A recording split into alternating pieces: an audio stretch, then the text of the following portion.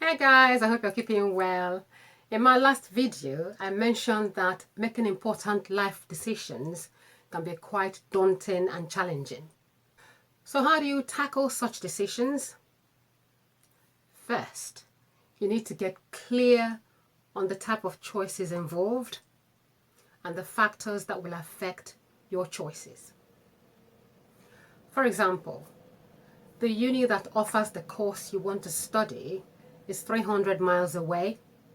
So you will need to rent accommodation, pay for food, and do long train journeys to see your family and friends. You get your independence and the course you want, but rent, food, and travel will cost a lot of money. Another uni offers a similar course. It's not quite what you want, but the uni is located closer to home. You don't quite get your independence, but you get free food and accommodation. You save money on long train journeys, and you can even get a part-time job. Always consider the implications of your choices. To be continued in my next video. Take care, stay safe, and never stop believing in how awesome you are.